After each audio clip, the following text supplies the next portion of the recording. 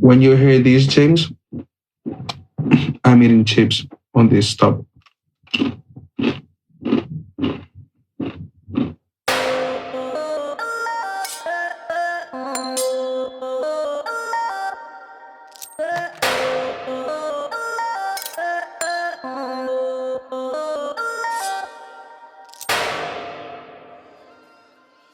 Hey, what's up? Welcome to episode 5 of Lattes Before Load-in. Just in case you're new to these parts from the past few weeks, I'm just going to give you a quick description of what this podcast is about. So, my name is James. I'm the sound engineer and tour manager for the band While She Sleeps. And I run an Instagram page called While She Texts, which is kind of behind the scenes look at the jobs, the equipment, and the stories from the touring crew of the band. And along with our merch guy, Lacey, me and him have been trying to recreate the coffee that we have together in the morning when we're on tour. So normally we'd wake up and before we loaded in to the venue with all the gear, we would sit down and have a coffee, and usually we'd sit and bitch about stuff that happened at the show the night before. So using video calls, we're calling up all our mates and having a little chat about the tour that we did in January when we went around Europe and the UK, and we're just reliving some stories and catching up with the crew and learning a little bit about what their jobs were like on that tour. So hopefully you guys are into it. A few of you are listening, so that's good. And if you want to help support us making more episodes in the future, just head over to our Instagram page and click the link in the bio, and there's a little donate button there via PayPal that really helps us out and enables us to make more episodes like this one. But yeah, for now, let's crack on with the show. I'm going to do a few questions that you guys asked this week over from the Instagram page. Question 1. How long does it usually take to load in and get fully set up? On this headline tour, we normally load in about midday and we'd be set up ready for sound check about 2:30, 3 o'clock. That's us taking it pretty easy on the load in and all the crew just staying out of each other's way and letting bits get set up first that need it and then working on your own section bit by bit. But at like festival shows and support shows, we've been set up within like 30 minutes before. That's probably like the quickest we can throw everything up. And yeah, at the end of the night, usually I'd like the trailer fully packed within an hour of the show ending. Question 2. What are some of the best experiences you make while touring that are not performing? For me personally, I really like touring places like Asia and trying all the different food and the different way of life over there. Like that's an experience that I probably wouldn't have got without touring with this band. So definitely that. And yeah, like the first time I went to Asia and I got to go to the Great Wall of China, like such a good experience going up there. And yeah, first time I went to America as well was awesome. Went to the Grand Canyon and that was breathtaking. So yeah, sightseeing and food, I guess. Awesome. If you got any questions about touring, then keep an eye out on the Instagram page on Wednesday evening. And I'll post a little questions box in the story. Just drop your questions in there and maybe I'll answer them next week. But yeah, let's get on with this episode. In Switzerland, we're going to talk to the Good Vibe King about his job and stuff we got up to on this day. There is one bit where I say we'll talk about this later on and then we never actually got around to talking about it. So at the end of the episode, I will just fill in what I was going to talk about for that section. So just listen all the way to the end if you want to know about that story. And a little bit of background information regarding one of the answers to the questions that we ask is the toilet on a tour bus is for liquids only. You cannot poop on there. So yeah, I'll just leave it at that really and you can work out what I'm on about. But yeah, enjoy the episode. Here it is. Hey, what's up? Welcome to the While She Texts podcast presents Lattes Before Load-in, episode number 5. Today, I am joined, as always, by our merch guy, Ant Lacey. What's up? And today, we have a very, very, very, very, very special guest. He is the king of vibes, the legend that is Enzo Eliate! Hello. Hello. My G. How are you doing, How Enzo? we doing? You good? Good. We good. How are you doing, guys? Yeah, very good. How are you finding this whole lockdown situation? Have you been up to anything fun? Watching the whole Netflix card, selling some prints, because as you know, like the whole thing stopped. So I guess everybody's been just like trying to stay creative and like doing stuff to like keep going on and making some music just for fun, basically. Yeah, tell us about the music. So you've released a couple of tracks right now, haven't you? Yeah, I've released 2 tracks now. First one's called Save and second one is called Head Up in the Clouds. And it's like slow. I mean, I don't know how to define it. I'd say like slow R&B, trap, late night. I don't know. So, something like that. Yeah. Good vibe music. That's how I describe it. Yeah, good vibes music, always. Yeah. So is that just you, or is that you and a friend or something? No, it's just me. So I do like the whole music and I record like vocals and everything. And then a friend of mine, Jorge, aka A Saint, he does like the whole mix and master. And then I just like release the tracks and everything. I was just looking on Spotify. The first one's doing really well, isn't it? Yeah, it's like over 10K now. Yeah, 10,000 streams. So yeah, and then 10K. Look at you. Am I a celebrity now? You're more popular than our silly little podcast. We get it, Enzo. Famous now. Jesus. Am I? You're always famous to me, Enzo. Yeah. So before we start talking about the show, Enzo, the show that we're here to talk about in particular, why don't you tell us and the listeners what your job roles and responsibilities are while you're on tour with While She Sleeps? Okay. So I'd say my first role is bringing up like the good vibes and good energies on the tour. Yeah, I'd say that's like the first thing I gotta do. Wake up and like no matter what happened, or no matter if it was a good or bad show, I just gotta wake up and say, hello, how you doing? And if your smiling face isn't the first thing that I see in the morning, I am disappointed. So that's like my first role. Then basically it's just like document like the whole tour on pictures and like do like the whole like social media post for the band. And that's pretty much all. Then just like obviously like give a hand if like you guys need it, but that's all. Sick. So when you're on tour, what does a typical day look like for you? Talk us through it step by step. I know what number one is and I love it. So wake up and text on the group, James, is the venue open? And if it's open, oh good, because I just go like straight to the toilet. But if not, it's basically look for like the closest coffee shop or like closest any place with a toilet to just like crash in. Yeah. And after that, I can just like start my day. It's basically just like get some food, have a shower, and like finish the pictures from last night. If I didn't finish them, because sometimes, like I just like stay awake till late and just like finish everything so I can like have like a more chill morning like the day after. Yeah. So it just depends, but it's just like wake up, toilet, food, shower, edit. Then just like if the guys are doing something, just like be with the band, like take some pictures, either like personal promos or just like band promos or just like, I don't know, just like the guys chilling. And then it's just basically like sound check time, right? Sound check. So it's like some pictures of the guys just like on stage and you guys like preparing everything. And then it's just like warm up time or get like some pre-show food if we do. Then shoot the show and like go straight to the dressing room to edit like a few pictures for like the main post after the show. It's like editing like 3-4 pictures. I'm like, okay, these are like the best ones. So let's just edit these ones first so like everybody can see them ASAP. Yeah.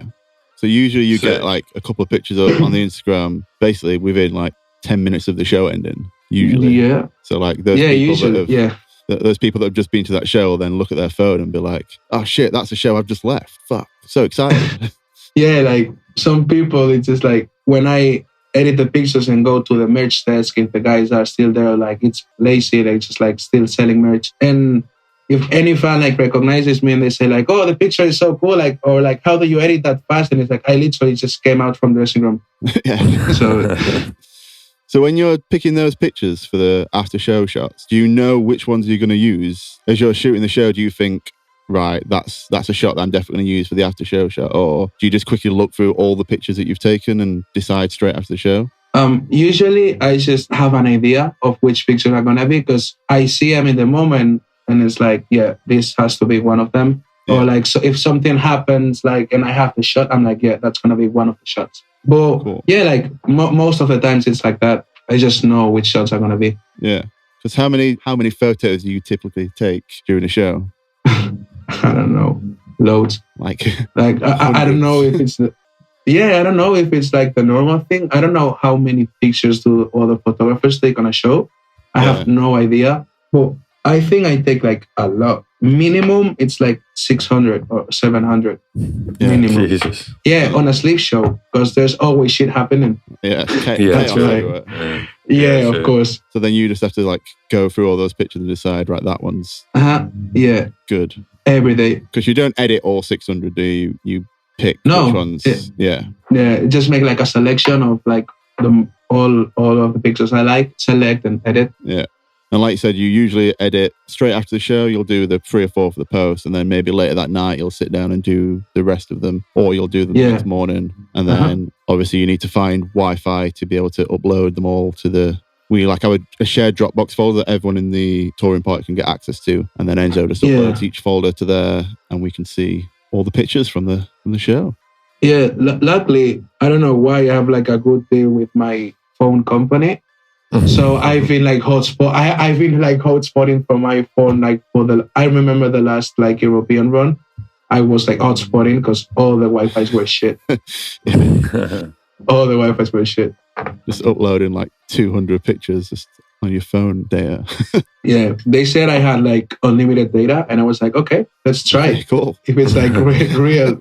It was. Enzo, during your editing phase, so say that you've got 3 or 4 shots after the show that you know you want to use, and like 10 shots that you love that you're going to put in the Dropbox folder. For them ones that you want to use really quick, do you have presets ready to go for editing that you can just be like, you can just throw your preset on it and you know it will look sick? Or do you spend each individual shot like pulling certain colors down and pulling other colors up and stuff like that? So it depends on the tour, because obviously, for example, on the last round, the Ash was with us. So they had like a whole light setting for everything. I just like keep doing new presets every night because I like keep getting new moments. So it's like if I have like a blue tone, like a new blue tone, or like purple tone, like any color I've not seen before on stage or like not taken on stage before, I just like keep doing new presets. But for like the first pictures after the show, which usually is like a big crowd picture, one stage picture of one of the guys like doing something cool happening, and probably like a fan. I'd say like those are like the 3 most typical moments I post after the show.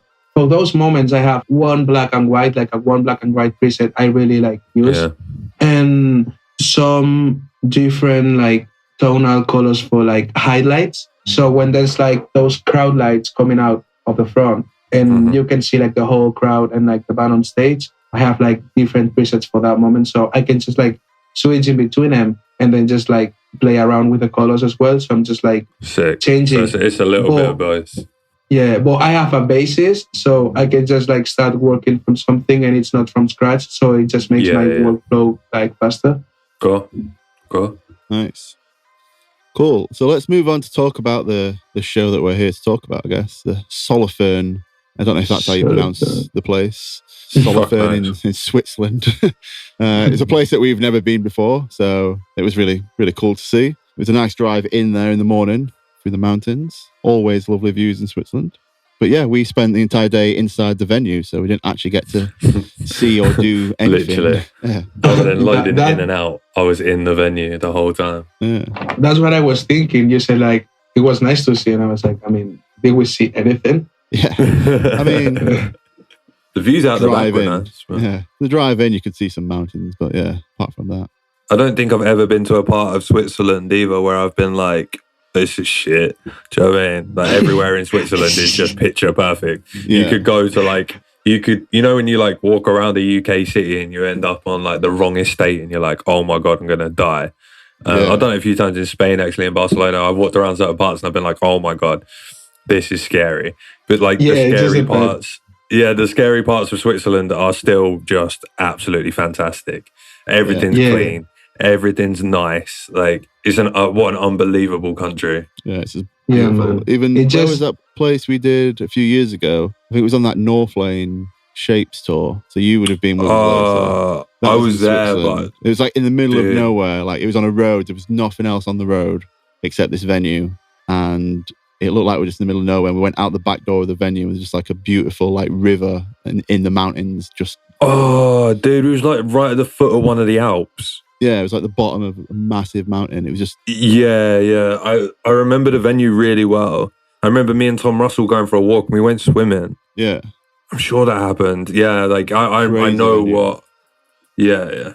Sorry, guys. Matt Walsh No, no. has decided to start messaging me and distract me from the fact that I'm actually doing some work. So, Matt, when you decide to listen to this, why do you always pick the worst times? Always.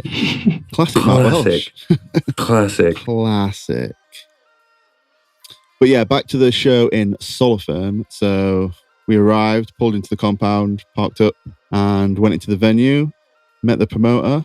You know, first things first, pick out the dressing rooms for the bands. So he showed me around, and originally there was 2 dressing rooms next to each other. One for us, one for Every Time I Die, and then another one for Vane on the other side of the building. But the one that he'd got picked out for Every Time I Die had a lovely big desk in it that could fit like 4 people around. So obviously I was going to steal that room for the Worldwide Media Centre. Sorry, Every Time I Die. So yeah, and the other one that we had for us was like it was like an apartment, I guess. It was like a lovely kitchen area, a sofa area, big like dining table. It was probably the best dressing room of this tour, I reckon. Some really was nice beautiful. showers in there as well. Yeah, like private showers, didn't have to like share naked time with anyone. But yeah, great little place. So then obviously I had to go find another dressing room for Every Time I Die. And he showed me over to the other side of the venue. And there was this lovely big open plan room with a massive window and some sofas and bits, which we'll talk about later because it leads into something that we did with Enzo in this room. So yeah. But yeah, back to our dressing room. We had a coffee from the little kitchen area. There was a lovely machine, press the button, grind the beans, make your coffee. But it was really nice to have one in an actual mug rather than, you know, a paper cup like we've been drinking them every day. It felt a bit more like home. But yeah, we chilled in the dressing room for a bit and then we loaded all the gear in. It was a bit of a strange one because this was the smallest stage and the smallest show of the tour. It was quite tricky to set everything up on stage in the normal positions. Like Liam usually likes to be on the side where Sean is, and it was quite tricky to get all his equipment and his like Guitar World Center set up over that side of the stage. There was no like side stage access on that side. So once he was there, he was stuck in that position for the show. And normally I like to build my, what we call the audio tower next to him, which is basically just my stage box, the XLR patch bay for the in-ears and all the in-ear system. And that normally gets built next to Liam because that's where most of the lines that get plugged into it come from, that sort of area. But on this show, it was so small, we had to put it on the other side of stage. I had to squeeze it in next to the venue monitor desk. So we had to run extra Cat5 cables to link stuff together and loads more XLR cables, but we got it working. It was fine. But yeah, it was a very small venue. Yeah, so Switzerland is always fantastic. We always get treated well there. And I remember this venue being like really nice, bar one thing. And it's something that I really want to speak to you, Enzo, about on this podcast, because I'm sure within photography world, it gets spoken about a lot. But it's something that I guess a fan wouldn't really think about. And it is the lack of barrier at the front. So when we obviously play shows like Brixton Academy and Manchester Academy and other shows like that, there is always a barrier. It's known as the photo pit where people can go. But on this show, you didn't have that, did you? So what is your thought process around that? Around like you get into the venue and you've been used to shooting photo pits a little bit and you see no barrier all of a sudden. What are you thinking straight away? The first thing you think is like, okay, so tonight's going to be funny. And then after that, it's like, where can I hide on stage so people cannot see me on stage, or I can still get good shots from the band? And usually it's like try to get like a good spot on each side of the stage, like stage right and stage left, if it's possible, of course, because sometimes it's not. And Then just try to look for cool spots around the venue where you can like take good shots from the crowd, because obviously you're not gonna be able to get into the first row. Like, it's so difficult. And that's basically like. So when you're in smaller venues, do you plan out things a little bit differently? Do you use different gear, or do you just kind of use everything that you're used to no matter what venue you're in? Yeah, like usually the way I'm gonna shoot a show, it depends on the size of the venue and like how fast it is to like get around on it. Because of course, if it's gonna take me like a longer time to go from front of house to stage, or like from stage to the back of the venue, or because for example, like the Amsterdam venue, Melkweg. If you wanna go to front of house, like the fastest way to do it is just get that door on side stage, walk through the whole corridor to the front of the venue, get into the venue, and then go to front of house, which is like a long way. And as soon as you make it like 2 or 3 times, you're like, dude, I don't want to do this like every time I need to go there. So I just need to like plan it before and basically just like know where I'm gonna be, or like, because obviously like we know which is like the set list. So if I know on a song there's gonna be like a big mosh pit, or like a wall of death, or like if Loss is gonna climb somewhere, or like if I know that's gonna happen at some point on that set list, I just need to know where I'm gonna be so I can get like the best picture possible, So yeah, it depends on like how's the size of the venue and like how fast it is to like walk around. Cool. So with shows where like the stage is smaller, and like you said, you try and pick out a position at each side of the stage. How do you find it getting across that small stage with the chaos that's unfolding on it? Like, because you've got 4 people to run past who are swinging guitars around. How do you manage that without getting knocked out by a swinging guitar head? Yeah, I need to wait. Usually it's like till the song is over. So it's like a changeover. If Wakey is like giving a guitar, or like Lazy is like giving a guitar or something, I just like use that moment to like run to the other side of the stage. Because usually lights are off. So I can just like go sneak and over. Nobody, yeah. But then you're over the other side of the stage for the full song then. Yeah. Yeah, because if not, I could probably like get smacked by Matt. Yeah, definitely. Matt will probably jump on you or something. Yeah. Or Loz will just swing a vocal mic into your head. Oh, man. Yeah. Or Az will kick you. Yeah. Have you ever had any close experiences? Have they ever hit you before? I was thinking about it, like, it's crazy, like, I've not even been close to get hit by any of them. I just remember one time, I don't remember the show, that I unplugged Matt's guitar because I stepped on the link.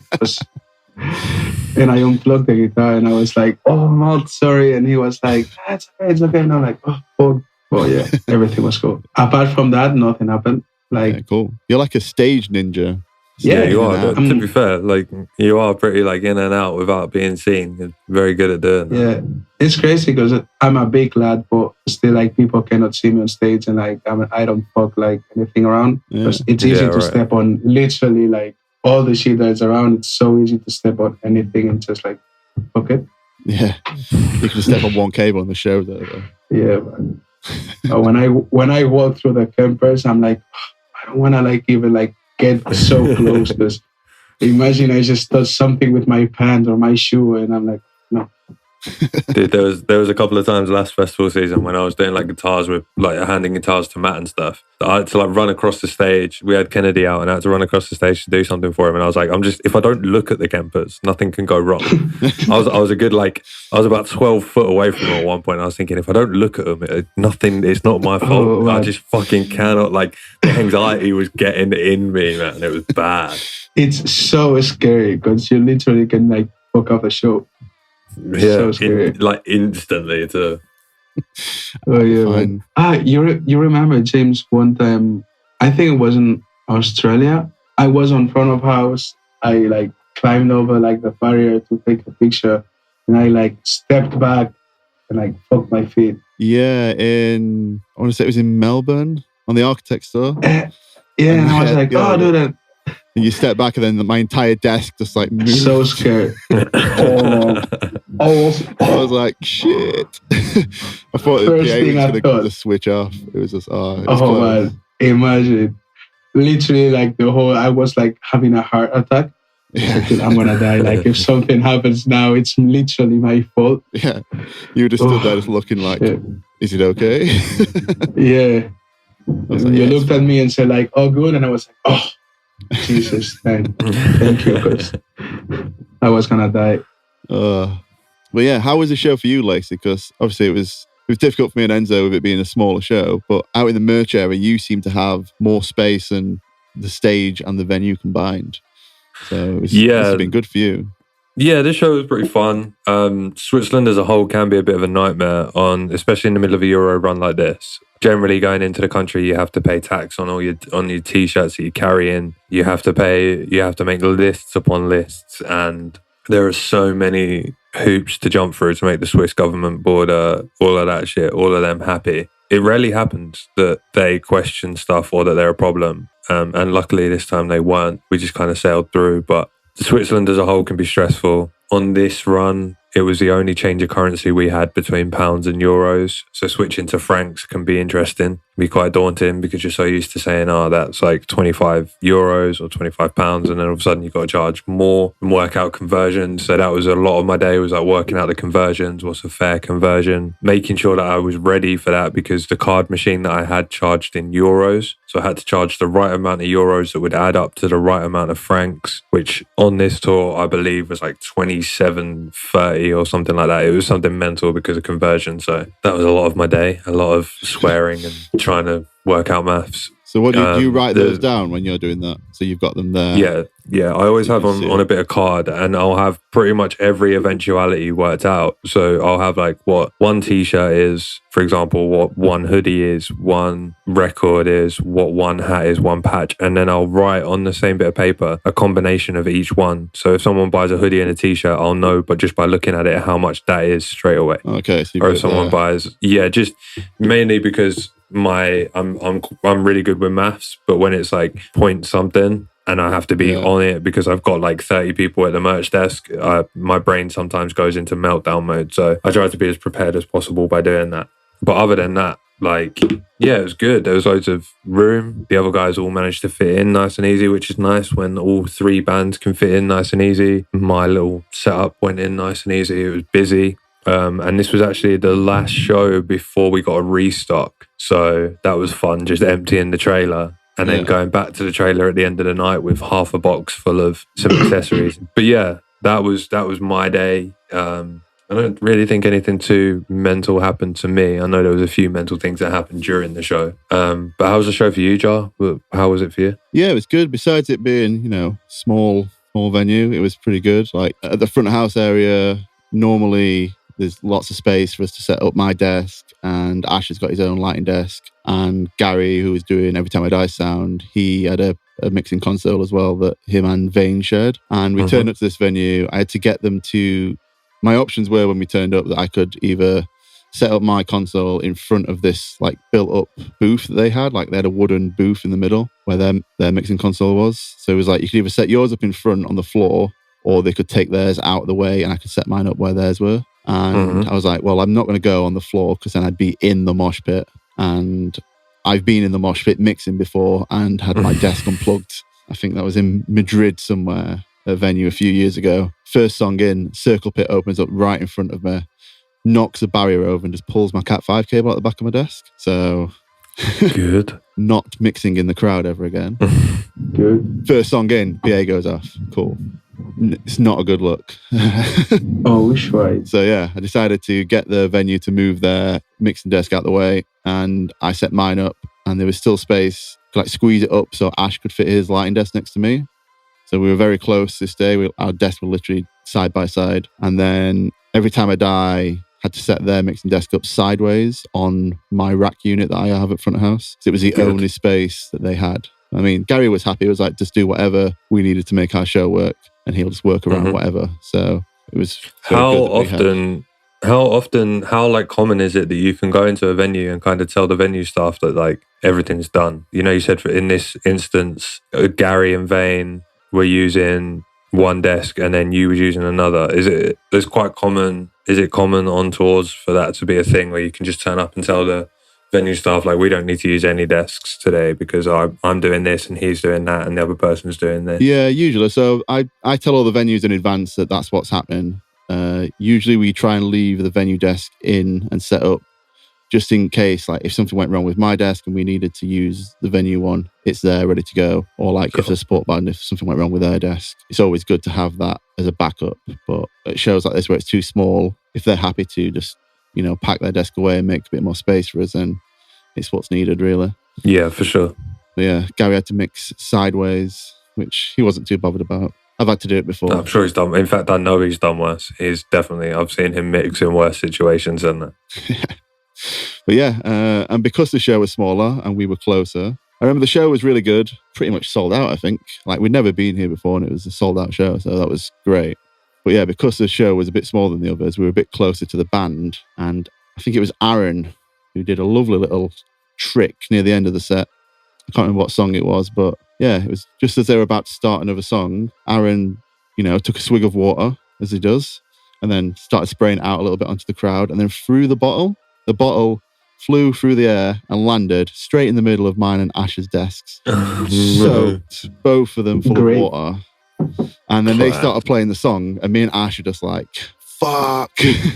There's water all over our desk. So like, bat the bottle out the way and make sure like there's no more pouring everywhere. And luckily the house sound guy was next to me, and he just passed me a hoodie. I don't know where he got it from. Might have been like a fan. So just like hung it over the barrier to grab at the end of the show. So I just grabbed this hoodie and have to lock my desk. So the sound still goes through it and I can lock it and move all the faders without it affecting anything. So I had to lock my desk, rub it down with this hoodie and try and get it as dry as possible. And then Ash is doing the same. So he's like locked his desk and like rubbing with this thing. So obviously at this point, I can't do any changes to the sound. So they're starting a song and everything's just set at whatever it was at. And then, there's probably like no effects on the vocals or anything, no reverb. Guitars are probably turned down a little bit for the intro. So they start the song doing that. And then obviously the lights aren't doing anything because Ash has turned his desk off. So the lights are just static colour. So we're both just wiping this down. I'm like shouting down the radio to Elliot being like, I need towels at front of house now. And yeah, I think when they finished the song,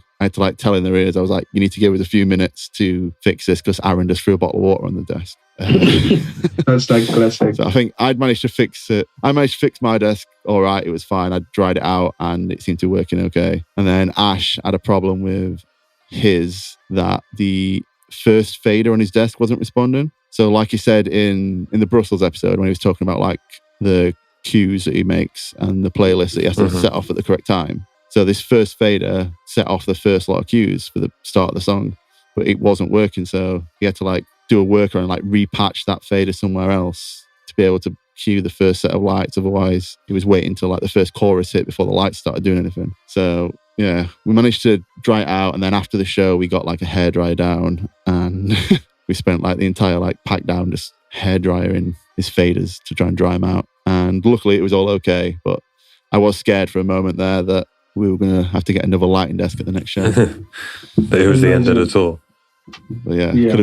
Could have been the end of tour because Aaron decided to throw a bit of water into the crowd. But it's not the first time it's happened either. On the tour last year when we had Straight from the Path out with us on the So What release tour in Leeds Academy in the UK, Loz did the same thing. At start 4 walls, he kicked a bottle of water, just volleyed it out into the crowd, and it just went straight from stage over everyone's heads and landed on my desk.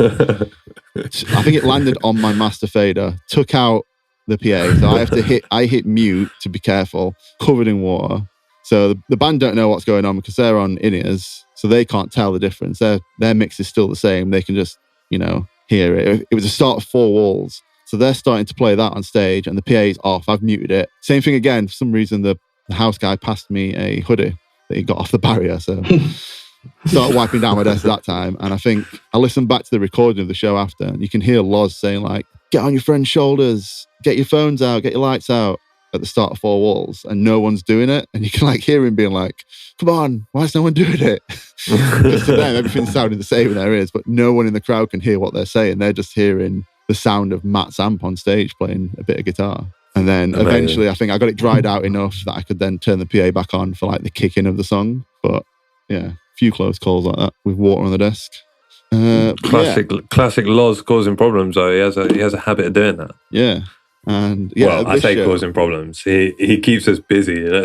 I know for a fact he keeps me and Enzo busy. Yeah. I know for a fact because when Elle's not there, I'm keeping an eye on him, and whenever I'm running around after him, I know that Enzo is just like a foot behind me. He did something at this show. Yeah, this show, Loz decided to climb up to the balcony and jump into the crowd. So that was a fun time. How was that for you, Enzo? Did you know he was going to do that? No, I remember he just like ran off stage and I was like, okay, there we go. I don't know, man. Every time he just climbs somewhere, I'm like, dude. He loves it. Loves it. So do you have to like keep an eye out for him running off stage? You just follow him every time, chase him around with your camera to get that shot? Actually, I think I've lied. I think on that show, it was that Loz went crowd surfing from the stage to front of house. Then he was there like vibing with the people. And then he just crowd surfed to the balcony and climbed the balcony. He climbed up from there, yeah. Yeah. That's what happened. And I ran upstairs and he was there. And I said, exactly. Yeah. That's the true story. Yeah, I remember him standing on the back. It was like where Man and Ash's desks were, stood on the thing, and I thought he was going to stand on some cables or some shit. So I had to like put my hands where he couldn't stand. I was like, nope, don't stand there. Do you remember when he unpulled a cable in, I think it was Barcelona, we played some mental venue and he climbed up onto the balcony. So I went up onto the balcony to like grab it. And while he was up there, he like got his foot caught in a cable and it pulled out. This is a Madrid show that I was on about. It was Madrid. The one where I was in the crowd and the PA got pulled out. Yeah, so he... Yeah, it was like on the edge of the balcony and he unplugged the DMX cable and the lights just then stopped and just became like red. Yeah.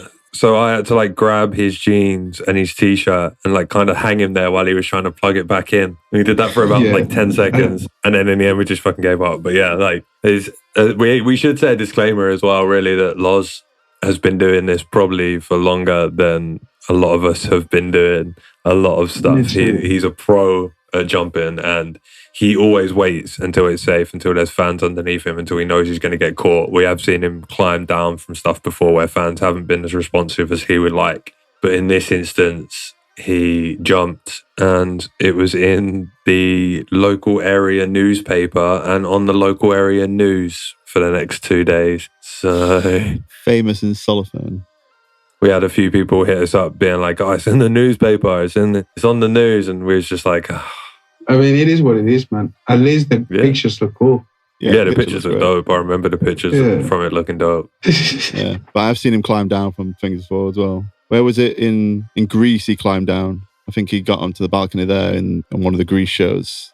Yeah, that was the second show in Thessaloniki. I think he climbed down instead because the crowd weren't as responsive, or he just didn't feel it. He wasn't feeling it. It adds a different level of uncertainty for the fans, and it also adds a different level of uncertainty for the crew that have to chase him around.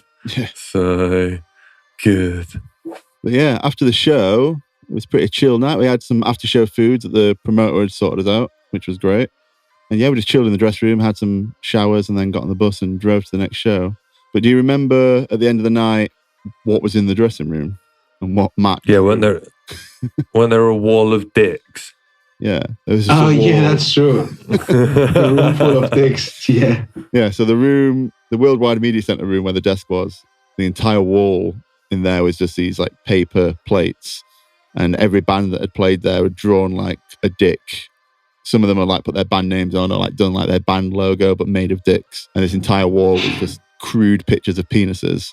I'll put some pictures that we took of them in the on the Instagram. But yeah, Matt decided to add one at the end of the night and drew the Sleeps logo in dicks. So enjoy looking at that. Yeah. But yeah, that's it for the Solothurn show. And I guess let's just end with some quick fire questions for Enzo. So Lacey, do you have any questions for the Spanish legend? Yeah, why are you so much of a fucking legend? I don't know, man. You just gotta live with it. Just always being a legend. Yeah. What 3 items would you recommend people to bring on tour that aren't what you need for your job? So not your camera, not your laptop, anything like that. What 3 items do you always pack that you're like, I need this with me at all times? Other than cigarettes, forgive me. I'd say patience. It's the first thing. Yeah. Great shout.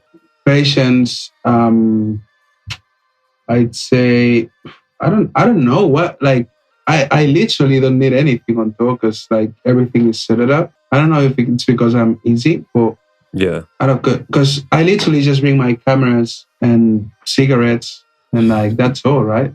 I don't know. Yeah, right. I mean, we'll take two. Yeah, just okay. Patience, cigarettes, and some nice flip flops. I think that's like the best shout for the tour. Yeah. And I'd say some bunk water and snacks for the bunk. Yeah. And I'd say as well some extra toilet paper just in case you're somewhere. I don't want to say. I don't want to name country, but just in case you're somewhere in Italy and oh, fantastic! and the toilet's just a hole in the floor. There we go. Fantastic. All right, Enzo. If there's people out here listening to the podcast that are like, oh, I would love to be a photographer or are considering a life of touring photography, seeing as you kind of cover both sides as well, because your other passion projects are fashion photography as well, aren't they? So if people are out here wanting to do photography, what tips would you give them, or what like ideas would you give them as a way of passing on a little bit of knowledge? I just say trust on what you're doing and just keep going. Like no matter what anyone says, because if you see things with your own perspective and you're just like focused on your thing and not like watching anything that surrounds you, I think you just get blocked. So you need to be able to just obviously see things from your own perspective and from like everybody's perspective, focusing on your own thing. So you just listen to like what they say while still doing you and just keep going. Because I don't know, I've been doing this like for 7 years and I'm still, sometimes I cannot do it till the end of the month. You know what I mean? And like, like, because it is what it is. Like, it's art. And sometimes you're like, okay, like, you're just having loads of jobs and like earning money and like you can just like relax. And sometimes there's no jobs and you just like need to like be creative and try to find another way to make it. Mm-hmm. So if you don't have any jobs at the moment, don't think it's your problem. Just try to solve it and just like try to like keep going and like do different stuff, you know, and just like not tagging you as like, okay, I just do gigs or I just do fashion or like I just do like animals or like weddings. Just do everything and then you will see what you like most and that's when the passion comes, you know? Yeah. I think that's like the best thing I can say to someone. Like if they're trying to start something, I think that's like the best advice I can give them. Yeah, just keep trying until they find their passion, really. Love that attitude, man. And one thing that we always say within us lot and within our crew is that like you bring the vibe and stuff, but I genuinely hope that people listening to that take that on board, because Enzo is probably one of the most positive vibe people on the tour.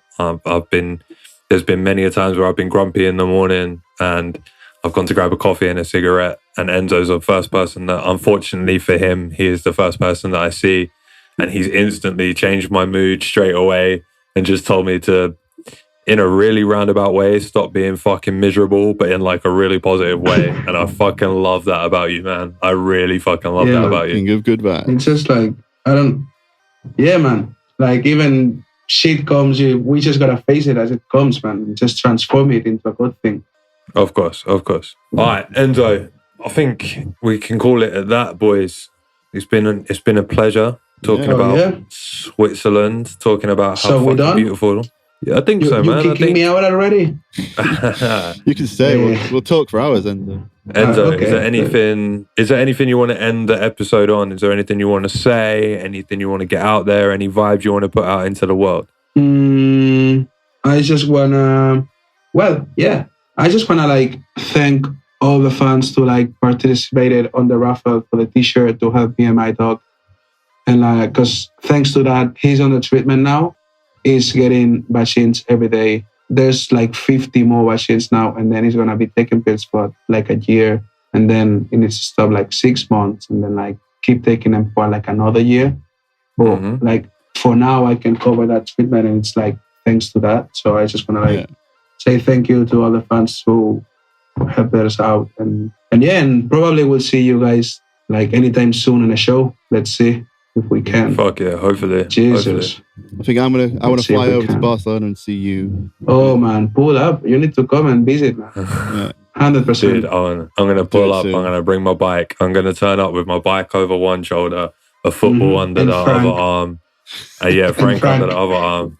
And we're gonna Yeah. roll through. And as soon as crowds are allowed in Spain again, I want to go watch Barcelona. I want to go drink good coffee and ride my bike and hang out with you all fucking day. Just bring out Oh, the yeah, good man. vibes. I need that recharging. I need that. Yeah, we'll do it. Yeah. 100%. Fuck yeah. Cool. Well, before we go, Enzo, do you just want to quickly shout out your music project and your own Instagram so people can find you online? Oh yeah. It's Enzo Iriarte for my photography Instagram, and Hair Silhouette for my music project. It's available everywhere, so look for it, stream it, share it with your lover, with your ex-girlfriend, boyfriend, with your family, Everyone. with everyone. Exactly. Yeah. I'll put links to both of those in the episode description so everyone can go check that out as well. But yeah, for Let's now, end of the episode, I guess everyone just say bye. Bye. Bye. Yes, that is a legend. That is Enzo. And like we said in the podcast, please go check out his musical project, Her Silhouette. I will leave a link to it in the description of the podcast. So click it, have a listen, check it out. It's some smooth jazz for your ears and you will be chilled out when you listen to it. So definitely do that. And yeah, when you listen to it, share it, tag Enzo, tag us. And if you listen to this episode, share this episode on your Instagram stories, on your Facebook page to all your friends. Tweet it if that's still a thing. Whatever the kids are doing these days to share stuff, do that. It really does help us out. And if you've got 2 minutes of time spare, head over to Apple Podcasts if you've got an Apple account and give us a little rating, a little review on there. That really does help out a lot. Every little review bumps us up that charts and gives us more chance of being seen by other people. So yeah. And if you're really, really enjoying the podcast, then why not donate and help us keep going for a few more months? If you head over to the Instagram page @WhilesheTexts, click the link in the bio. There's a little PayPal donate button there, and we will love you forever and ever. But yeah, quickly before you get back to your lives and doing real things, in the episode, I did mention that we'd get around to talking about a story involving Every Time I Die's dressing room and Enzo. I mean, it's not as exciting as it sounds when I say it like that, but yeah, so just to fill that blank in. A few days before the Brussels show, the guys had decided to do exclusive merch for London and Manchester, so an exclusive print and an exclusive t-shirt for each of the shows. Lacey came up with the idea of doing the word sleeps, but in the Oasis font to go for the Manchester show. And Matt was working on the design in the dressing room this day. Wasn't really working, just doing that design.